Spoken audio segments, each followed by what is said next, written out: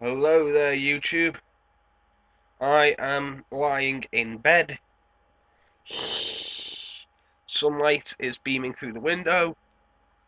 I could not even be asked to get dressed for this one. You have the delight of seeing me in bed. I will try and keep the nudity to a bare minimum. Da, da, da, da, da, da, da. Yeah. Anyway, last time we were talking about Warriors of Chaos. Unfortunately, I watched that video back, or at least some of it, and the audio was terrible. I'm not sure why it was terrible. The original video's audio wasn't terrible. At least it didn't seem terrible. But apparently it was terrible. So, yeah. I'm not sure if anyone actually saw that video. I'm just going to check now.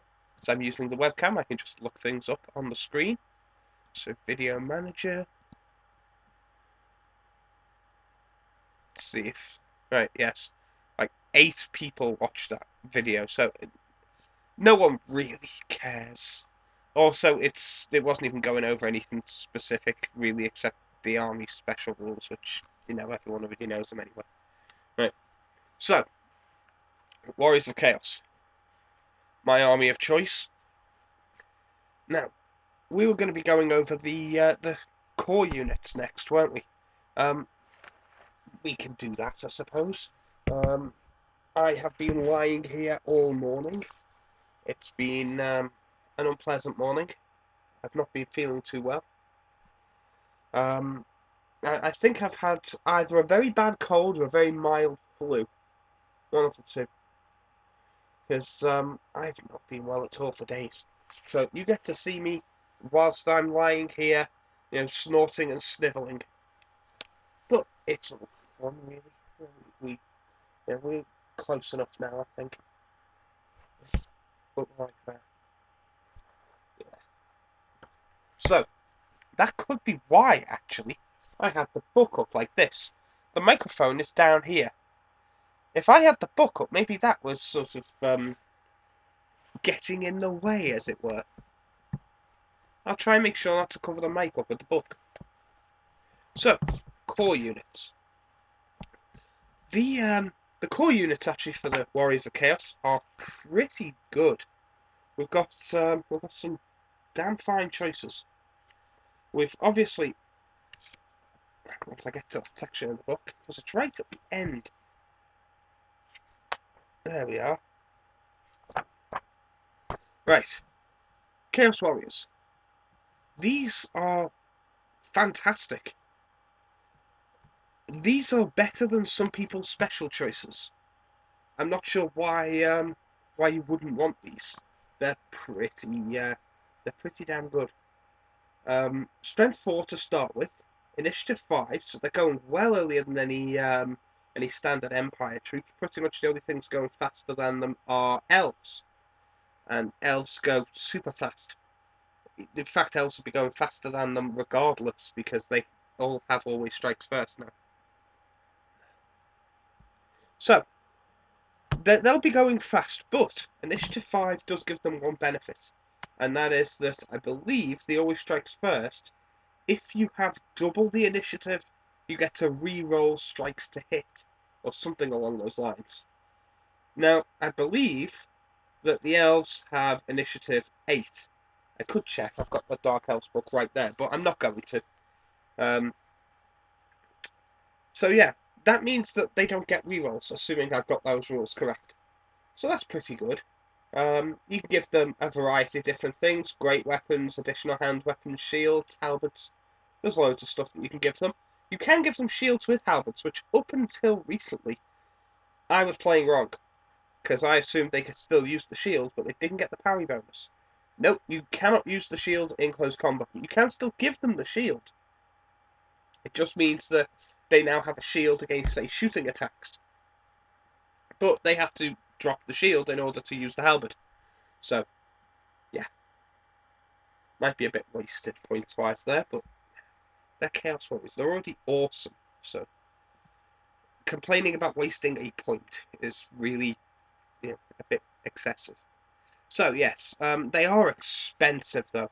At 14 points per model, they are expensive, and they're easily going to go up in points because generally you're going to give them, shields or at least an additional weapon. So they're going up to 16, 17 points each, depending on what you're giving them. On top of that, you then give them a Mark of Chaos. You can theoretically get these things as high as 20 points each. That's without the magic banner and the command, and you would give them full command because it would be stupid not to. With such an expensive unit, you'd want them to be able to swift reform, so Musician is in. You definitely want the bonus for having the Standard Bearer, especially as it allows you to take a magic banner. And the champion gets rolls on the Eye of the Gods table and means that you can stick sorcerers in the unit without worrying about challenges. So, definitely a good choice there. I'd take them. I like them. Then there's Chaos Marauders. Chaos Marauders are 6 points each, but obviously you'd give them shields or light armor, or possibly both. I'd give them both. You could give them flails or great weapons, in which case you wouldn't give them shields. Although you could still technically give them shields and flails. But again, like with the halberds, they wouldn't be able to use the shields at the same time as using the flails. So that's a possibility if you fancy spending a lot of points on your Marauders. A lot of people diss the Marauders, the Chaos Marauders. I don't. I like them. I think the Marauders are really good, but I don't like the models. So instead, what I do is I use Beastmen, because I have Beastmen. So I use Beastmen Gauls instead of Chaos Marauders, because they're about the same stat line, they're about the same points cost. So I just have them as counters, because that way in my head I can just pretend that I've got Beastmen on the boards and pretend that I'm playing, 6th edition or something. Because I like the Beastmen and the Chaos Army being the same army. I like them being together. It's kind of like splitting up a family, really. It's like Scottish independence. I don't want it to happen. I just don't want them to leave. Largely because if they leave, well, then I've got to put up with, just the other English. Do you know how depressing that would be? I suppose I could go over the border, but then I'm stuck with the Welsh. Anyone else figured out that I'm purposely trying to piss people off yet? Okay. For some reason, my moustache feels weird, like I've slept in a bowl of soup or something. And it's a different colour than the rest of my hair. What the fuck is going on? But yeah, I think Marauders can be useful. I like them. They're certainly they're not as powerful as the Chaos Warriors, but you can have 3 of them for the price of 1 Chaos Warrior, depending on how you kit them out. Right, or at the very least 2 of them for the price of 1 Chaos Warrior. Next is Forsaken. Forsaken are extremely random. Not many people use them, because well they've got the higher movement. That's nice, but they also they have problems with random attacks because they have D3 attacks, and yeah they have frenzy and freakish mutations which changes randomly. But they do have different things instead of the marks because they already have frenzy and they already have immune to psychology. So the standard marks would be useless to them. Instead, they have a Forsaken special rule for each of the Chaos Gods, which is quite flavoursome. I think that they could be used quite useful. They could be used quite well. They could be quite useful in your army. I don't think that you take them over Chaos Warriors though, and most people tend to agree. It's a pity. I think they look quite cool. Next is the Chaos Warhounds, which everyone calls dogs. If you watch anything, yeah, they'll just say, oh, it's a unit of dogs. It's not dogs, they're Chaos Warhounds. This is supposed to be a fearsome unit. They're not dogs. I have a dog downstairs. It's not a warhound. It's a rat that yips. Very, very different. But yes, Chaos Warhounds. I don't use them. I don't like them. I don't know why I don't like them. I've never liked them. Everyone else uses them. They're pretty good tactically, I suppose, but this is chaos. You don't need tactics. You just march forwards and smack things in the face. You use the tactics of age-old chaos. March forwards, smack it in the face. The Beastmen have this down. Doom Ball mentality. March forwards, smack. So yeah, Chaos Warhounds really do not fit that. But yes, they're pretty good. They can Vanguard, they can get scaly skin and poisoned attacks and all that jazz. So yeah, next on to the Chariots. Chariots are really good. Chariots are very, very good. Probably the best core ever. So they're only 110 points. They can kick out a lot of wounds. They can get the same marks of chaos as normal. They are just very, very good units. Why more people don't use them, I will never know. The thing is that there has been a slight change in the forum meta. I don't know if anyone actually plays these armies because, well, most of the people on these forums are in America anyway, so I never see them. But there's something that I like to call the forum meta, which is basically the way in which the army is told it should be played according to the forums. No one ever actually plays it like this. I'm convinced of this, but the forums will tell you it must be played this way and any other way, and you're wrong. Yeah, they basically claim at this point that the Chariot is the way to go.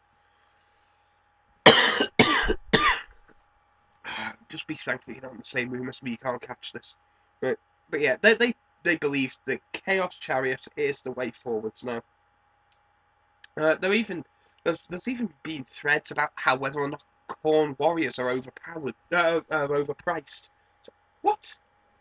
These same warriors are here? These ones on this page? Overpriced? Are you kidding me? No, not even slightly. But yes, so the Chaos Chariot, I really like it. It's nice, but I probably wouldn't use it simply because there are other things I prefer. I much prefer using the Warriors, and I do like Marauders, but I don't like the model, so I would use Gores instead. But Warriors more mainly, especially as a single unit. Warriors in small games enough to fill out your core, and there's better stuff in the other sections.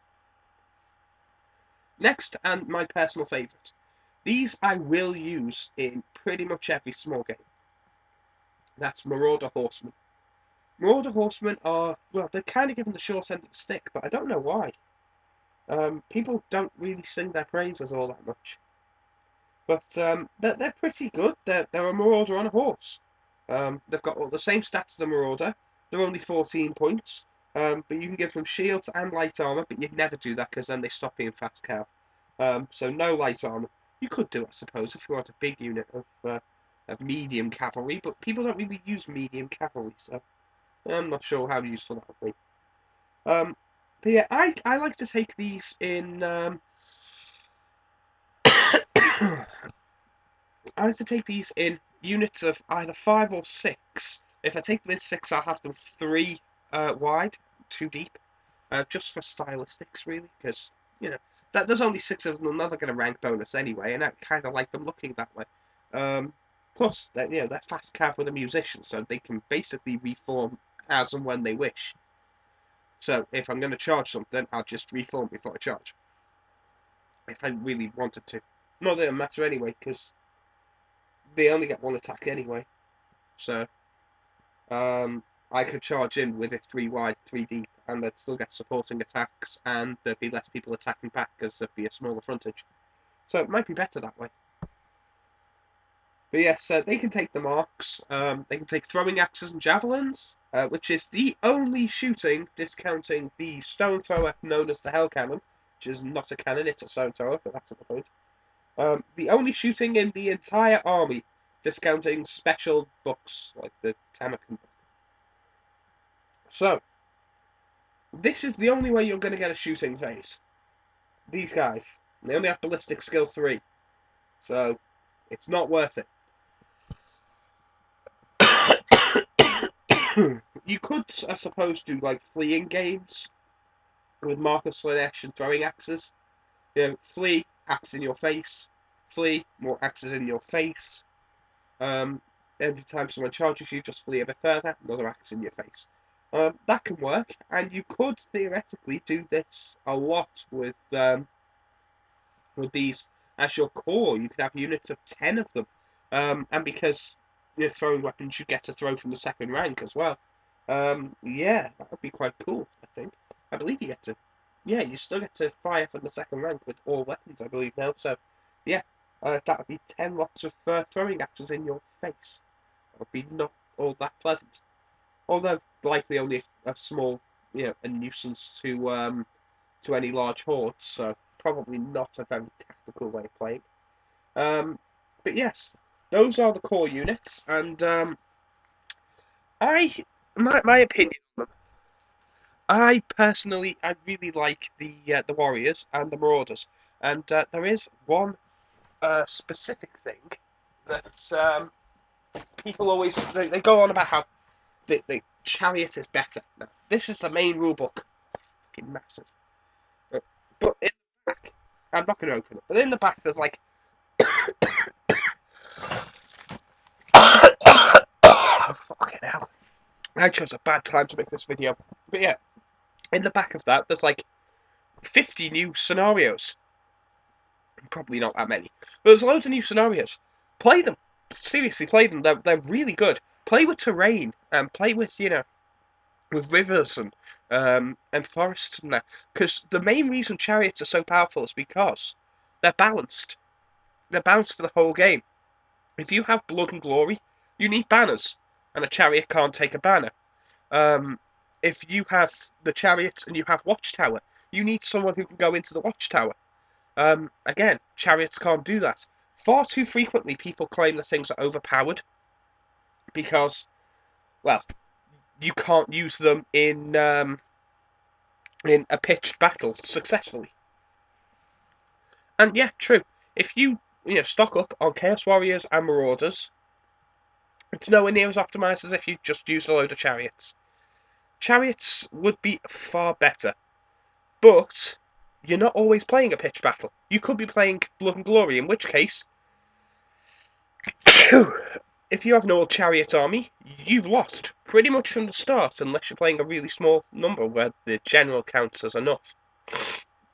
Because you'll reach your breakpoint well before the others. If you're playing Watchtower, you physically cannot win because you cannot send a chariot into the Watchtower. So that's a problem. But if we look in here, actually, I'm actually going to open this up, this massive tome. Right, here we are. The Gates of Volkanov is one of them. There's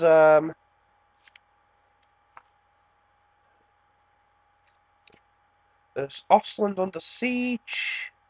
They came from the north. These are legendary battles. And then there's other battles as well in here, other different scenarios. Here we are, Clash of the Wild Hearth or whatever. Rules about a Doom engine, a Time of Legends. There's loads of them in here. Seriously, there's even rules for creating your own Warhammer scenarios. They're all just beyond about the 400 page. Yeah. Invasion, across the King of the Mountain, Hold the High Ground, Raise and Ruin, the Hired Swords, Heroic Last Stand. These are all different scenarios. Like Watchtower and Blood and Glory. These are all different scenarios. There's at least 20 of them in this book. I'm looking at page 394, Heroic Last Stand, in the main rulebook. Yeah, look at them, play them. They really do. They change the dynamic of the game because by changing the victory conditions and giving you so many different possibilities, all these smaller units like the Forsaken, they become much more viable now because you don't really know what your victory condition is going to be. So yeah, what have we learned from this? Well, we've learned that the Chaos core units are awesome, pretty much in its entirety, and that everyone should play the additional scenarios in the back of the book. And I'll see you next time when we discuss the special units. Bye.